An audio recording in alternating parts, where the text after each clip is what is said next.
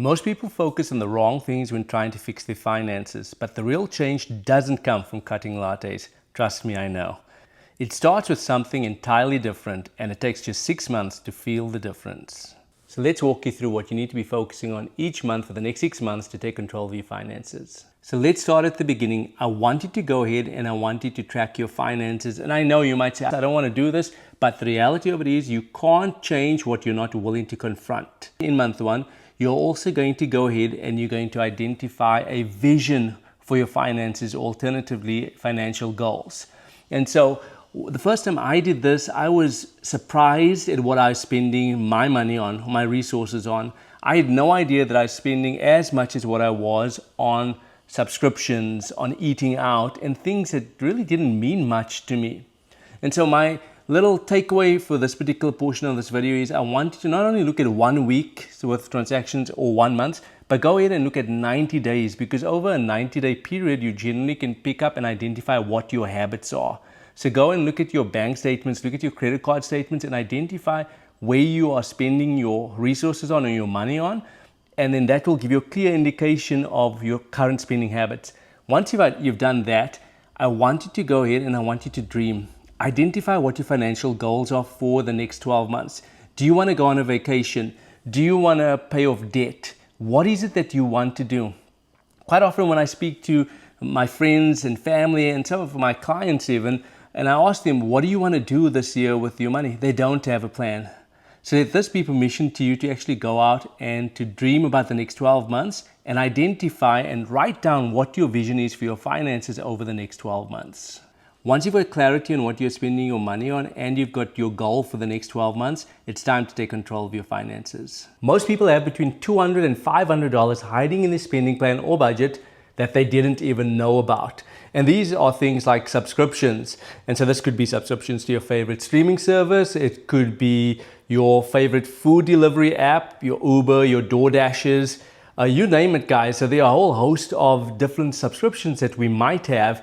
And so I'm not telling you that I want you to go and give up your subscriptions for the rest of your life. But what I want you to do for the next 6 months is just to identify which subscriptions you can actually go ahead and you can pause or cancel or put on hold for the next couple of months. And trust me, as you go and embark around this journey, or on this journey rather, you are going to identify that you're paying for certain subscriptions that you probably shouldn't be or that you don't really use. You've signed up at one time when you binge watched your show or favorite show, but that's come to an end. In fact, it came to an end 2 years ago, but you're still paying for that. Those are ones that I want you to cancel. If it doesn't add to your life or get you closer to your goals for the next few months, then I want you to go ahead and actually cancel that. And you'll see the big difference that it's actually going to make in your financial journey. I've got a friend that I actually spoke to about these principles a couple of months ago, and he went through this process of combing through his bank statements and identifying subscriptions, and he found an extra $350, not $35, but $350 by going through his bank statements and identifying all the subscriptions that he had signed up for. And here's the kicker. He had no idea he was paying this on a monthly basis. I know I've fallen into that before where I've signed up for stuff, forgot to pay for it. It might not have been $350, but there were times I was paying $25, $45 a month on certain things. But that has stopped because I look at my bank statements now and I identify which subscriptions I don't need to be paying for. So having a mini emergency fund is important. And so what I want you to do if you're just starting out on your journey is to have $500 to $1,000 which you are setting aside for emergencies, because we live in this world and something's going to happen. You're going to have emergencies, and I don't want you to be using credit cards or taking out loans or payday loans to be able to pay for these unexpected costs. So I want you to start with $500 to $1,000.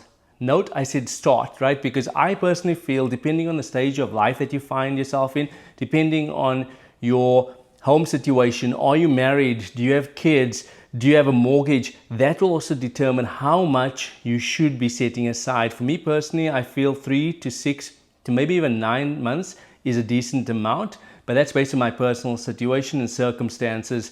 I know for a fact that I've had situations in the past where I didn't have an emergency fund of even a couple of $100 where I had to use a credit card and I ended up paying interest on that. There have been other times where my bills were just totally unexpected, like the car engine, which I've shared on this channel before. My car engine went out in 2024 and it cost me $8,000 Fortunately, I had an emergency fund which could help pay for that particular expense. Was it great to be able to pay that $8,000? No, right? I mean, I don't think anybody would smile about, oh, I'm going to spend $8,000 on an emergency or on this particular expense. But the peace that I had, I didn't have to stress or worry about how am I going to fix my car, because I live in Texas and I need to have a car to be able to get to work where I can earn income, which funds my family's lifestyle and my lifestyle too. I mean, my family, all of us that live in this particular house. But I didn't stress about it because I knew that I had put things in motion to actually save up money in order to pay for unexpected bills and costs as they became due. Just a little tip over here also, guys, when you do start an emergency fund or setting aside for an emergency fund, I want you to consider opening up a high yield savings account where you can set your money aside in. And so this will allow you to earn some money on the money that you're setting aside.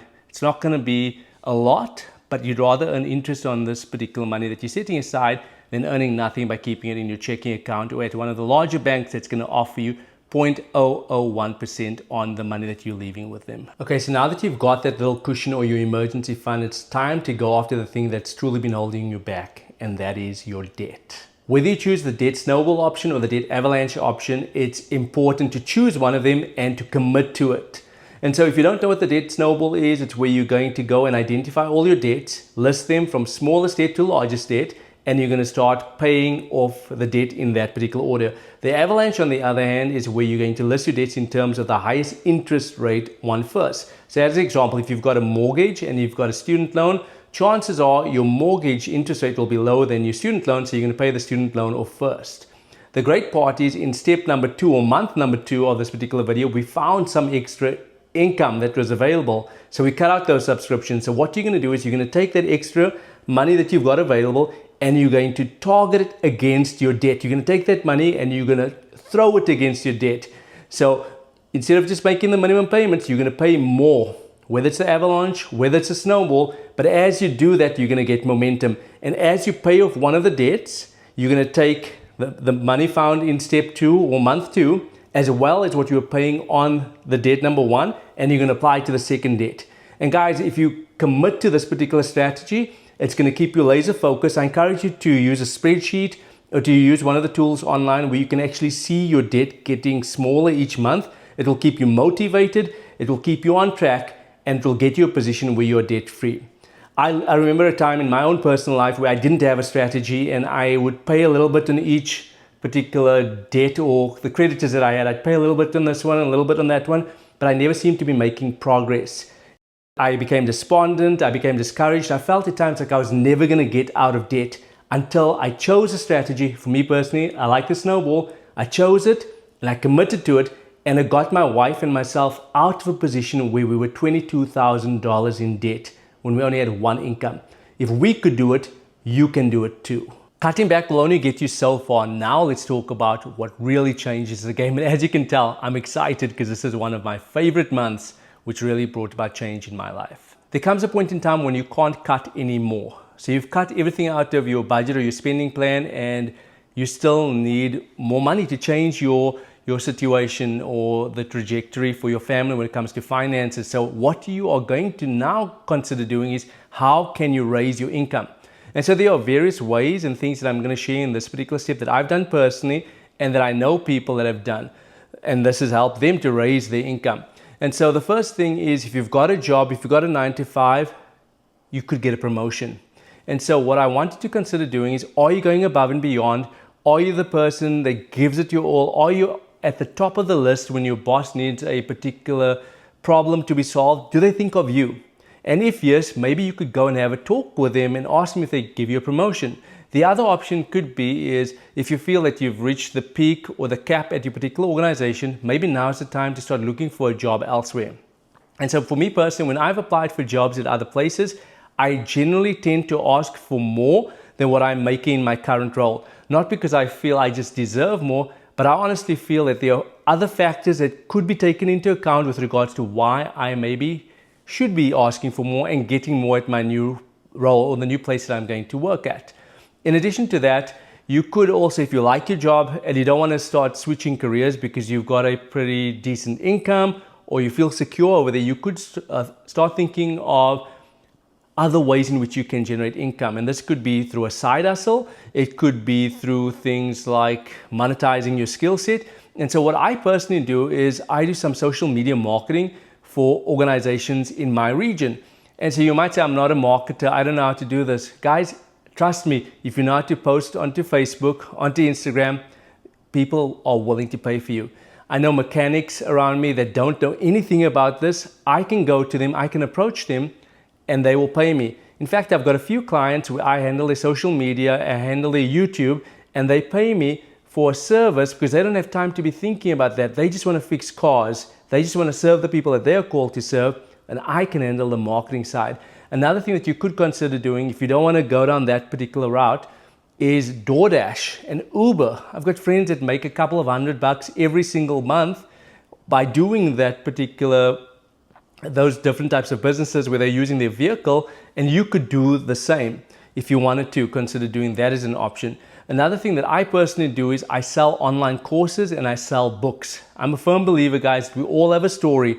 If you've overcome something in life, there's somebody that's just one step behind you that will pay you for your solution.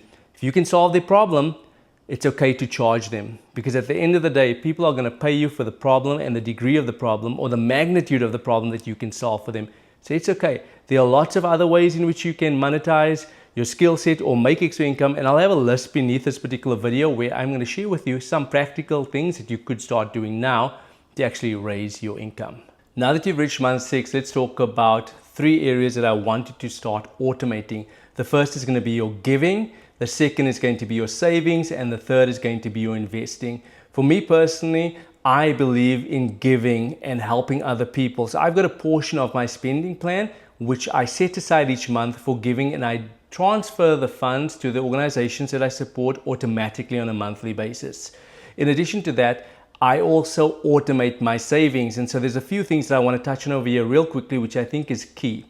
We automate savings for our goals in our family. So we've got particular goals to travel. That's one of our goals. So on a monthly basis, we transfer money automatically from our checking account into our savings account, which is called the travel fund. We've also got certain goals for our kids where we are setting aside money for them. And so we transfer money automatically into those accounts. And so by doing that, we're taking ourselves out of the equation. So no longer do we find ourselves in a position where we have to think about transferring the money into savings, but it's happening automatically. And as a result of that, those particular savings accounts are growing. The same applies for our emergency fund. Every pay period, money transfers out automatically into my emergency fund account until it reaches the particular amount that I feel comfortable with. And then once it hits that particular amount, I will then reallocate those particular funds, which is going out automatically, to a different savings account or a different goal. This is important, guys, because we live in a day and age where we get busy. If you're going to forget to transfer the funds over automatically, or if you actually, let me rephrase that. If you don't set up automatically, you might find yourself in a position where you're going to spend the money on things because it's going to lay in your checking account, or you might forget to transfer the funds over. Again, it could lay in your checking account, you could spend it. If it lays in your checking account, you might earn a minimal amount in terms of interest, whereas if it goes into your high yield savings account, you could be earning a lot more. And then the third area is to automate your investing. And so this could be into your Roth IRA, which you would have opened up with a Fidelity or Schwab or Vanguard or one of the other large brokerages. Transfer money across automatically each month so that you can grow your investment portfolio. We also, in addition to using Vanguard, we also use Acorns, which is a little micro investing app which rounds up our purchases, and we also invest about $5 to $10 per week into this particular platform. And as a result of that, we are subconsciously investing and our net worth is growing. So these are things that I want you to consider doing once you get to month 6, is to automate these 3 areas. Trust me, it will change your life. It's changed my life. It's changed so many of my clients' lives, as well as other successful people out there, and it will change your life too. You've made it 6 months, congratulations. And so now you've got a plan or a roadmap to take control of your finances. You can manage it. Your finances is not going to dictate what you can and can't do anymore because you've got the roadmap. But what happens now? It's very important that you develop your own plan. Go and rewatch this video, identify the different milestones within this video, and come up with your plan and then commit to it. You don't need to have a perfect plan, but what you do need is commitment and momentum. And as you put these things in place and you commit to it, you will find yourself in a position in 6 months' time where you are the person that can say, I've got control of my finances. If you're looking for more ways to take control of your personal finances, here's a list of videos that I encourage you to watch.